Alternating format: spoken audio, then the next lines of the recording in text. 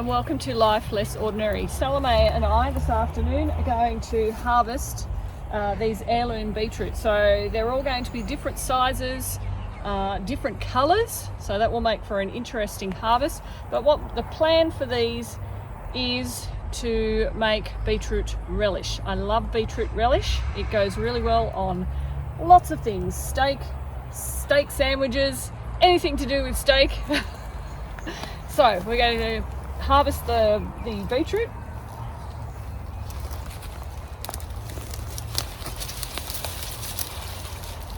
That one's a doozy. How are you going, Salome? Yes, we just want to be careful of the carrots that are in behind.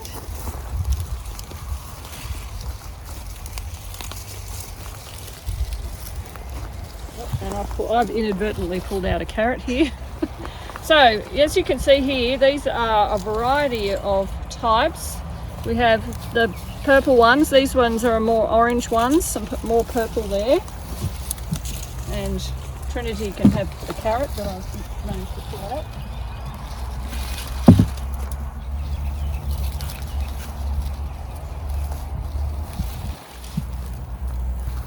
So some of these probably haven't grown very well because they've been either too close to other beetroots or overshadowed by all these carrots that are here.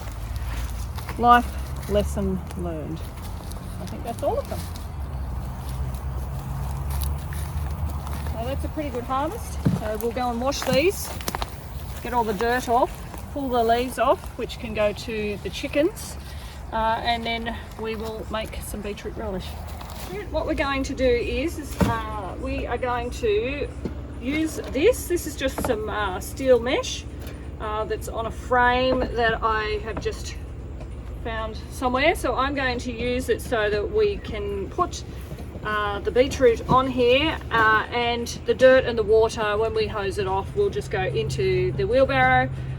We can then collect the water and dump it somewhere else, and the water can drain off the beetroots, and we'll have clean beetroots.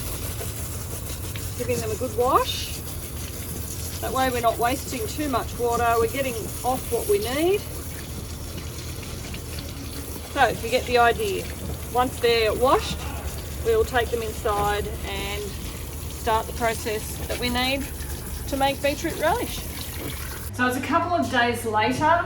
We've had a busy couple of days. Come in. We've had a busy couple of days, and I'm finally getting to being able to cook these beetroots and make beetroot relish.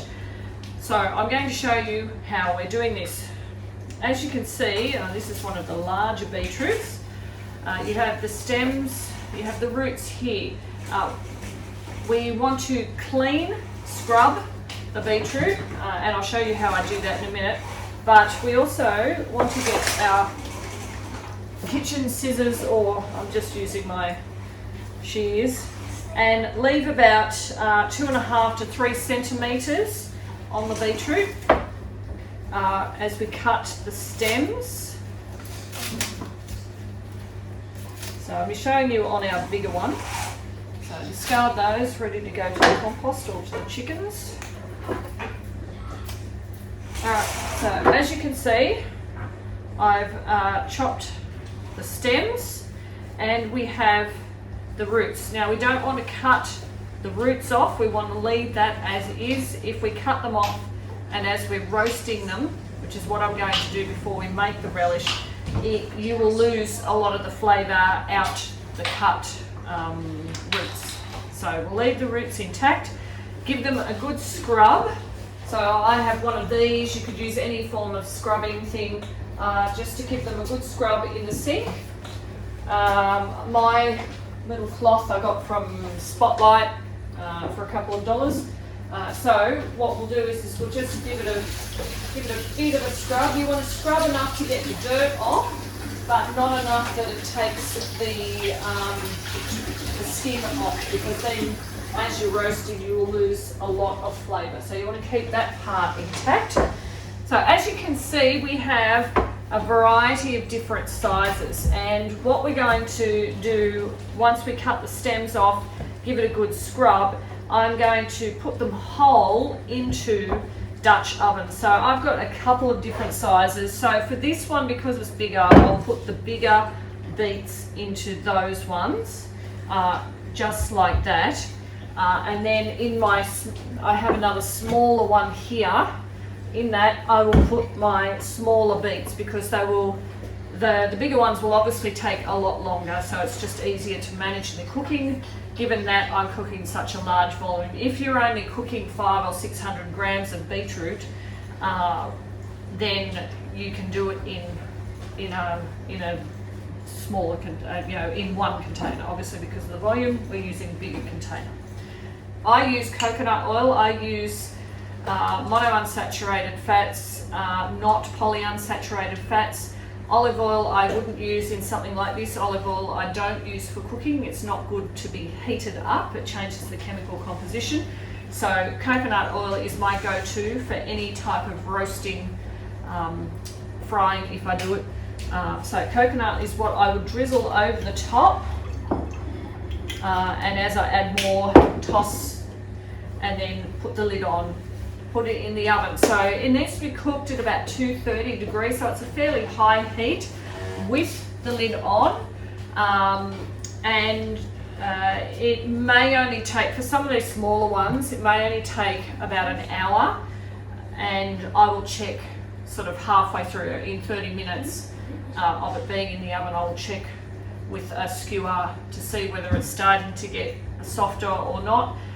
Turn them over and then put them back in the oven, and just keep doing that until they're pretty much done. Once they're done, what I'll do is I will leave the lids on them for them to cool down, and as they're just warm still, that's when we will peel the skin off, and for that I would recommend gloves, because beetroots have a lot of pigment in them, and unless I want to have purple hands for a couple of days, then gloves are the way to go. So I'll get going on this. Okay, so we have washed, scrubbed the outside and put the beets in here. And Tobias is going to bring the camera over so you can have a look at what it looks like in the pots. So I'm just going to drizzle coconut oil on top and give it a bit of a toss.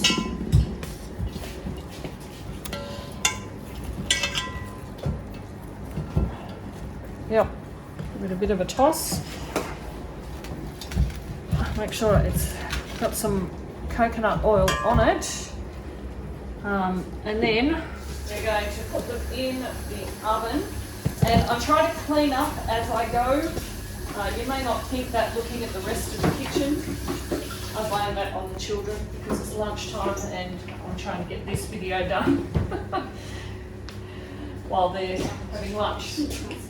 I'll put the lids on. So beets, coconut oil, make sure all our roots are inside. Lids on. And I've had to take one of the shelves out because these are quite tall with the lids on. Oven to 230 degrees. This one here will take at least 2 hours, and I'll try and turn them every half an hour, give them a shake. This one probably will take an hour, and again I'll check them as we're going by putting a skewer, wooden skewer, into them to see that they're actually roasting. But roasting them in the skins will just keep that flavour in there that we want. So we have caramelised the onion, trying not to burn it nice and slow, that's how you do it. And the beetroot is all peeled. So what I'm going to do is I'm going to weigh these on this scale here so that I've got an idea of how much other ingredients to put in. So I have this Miguel Maestro kitchen scale, which the bowl is out, and I'm really happy with this. This is we go through scales quite frequently because they get used so much, they get dropped. This one is very sturdy, and we can wash the bowl, and it just has lasted. So that's 2 kilos. I'm not putting that one in, I'm going to eat it because roasted beetroot is delicious. Lovely. What I'm going to do is I'm going to grate this in here. I could hand grate it. I don't want a fine grate. I want as thick a grate as I can. So I'm going to use my food processor. Chop these to put them through.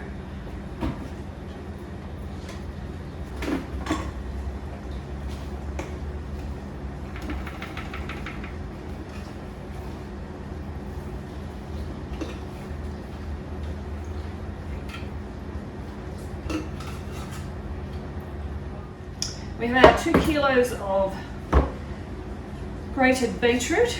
We have our caramelized onion, and I have our other ingredients that we're going to require. So brown sugar, white wine vinegar. You can use balsamic vinegar or just normal white vinegar, and some spices. So today I'm using allspice, cinnamon, and I'll pop in 1 star anise. And what's going to happen is we're going to put this on the stove to cook down and to thicken. Now we're not going to have, because we've already pre-roasted the beetroot and pre-cooked the onion, it's not going to take anywhere near as long in that cooking process because it's cooked. We're just getting it to thicken essentially. So we're going to start on simmering the beetroot and the onion and all of the spices together, but first we need to make sure that our preserving jars are clean. So I've hand washed the jars that I'm going to use. I've put the oven on 180, and what I'm going to do is I'm going to put the jars and their lids, make sure that whatever jars you're going to use, that the lids are oven proof. I'm going to put them into the oven for 10 minutes while I do this step over here.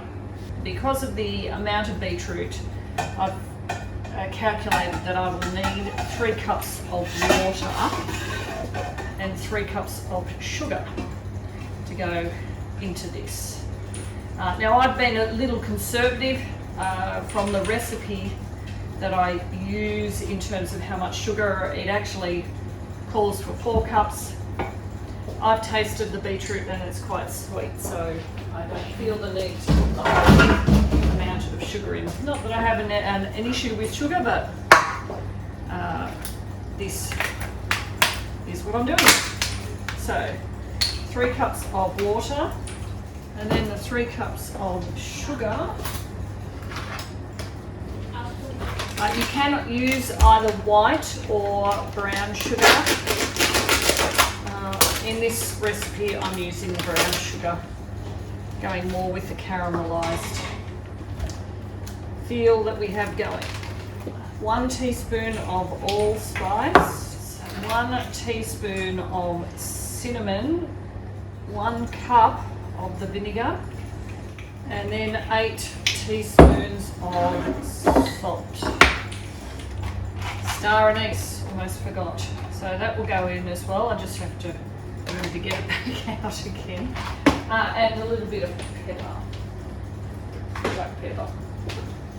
And what we're going to do is just simmer that for 15 to 20 minutes so that most of the liquid is gone. You want a little bit of syrup in there, but not too much.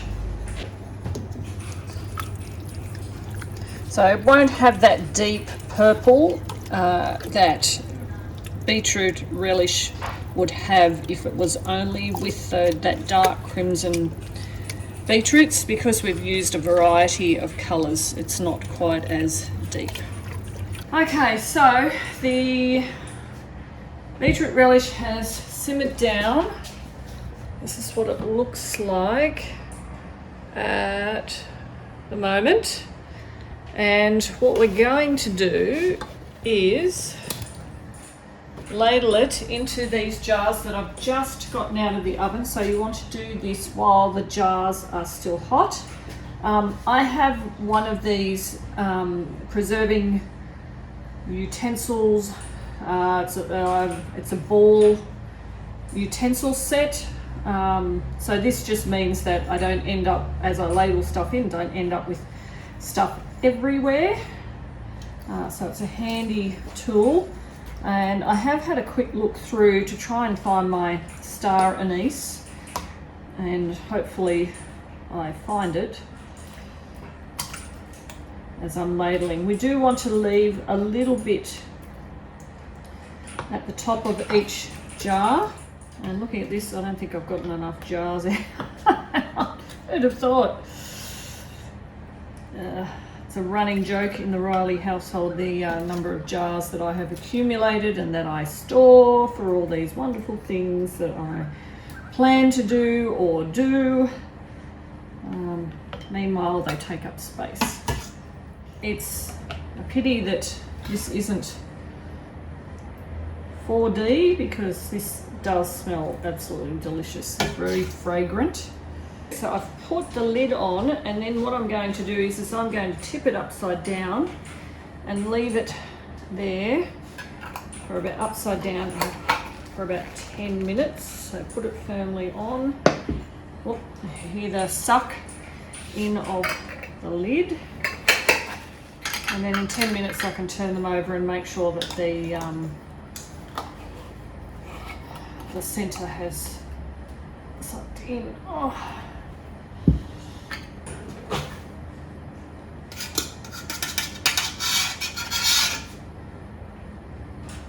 Yum. Ooh. Not just the beetroot flavour, but the spices as well, and the vinegar. Delicious.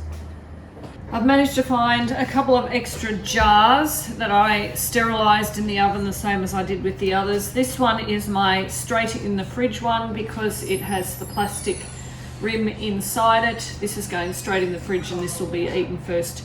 Anyway, now all I'm doing is turning it back over and pressing in, and then we have the seal on those. So beetroot relish. I hope you've enjoyed this video. If you've liked it, thumbs up, and thank you for sharing with us in our life less ordinary.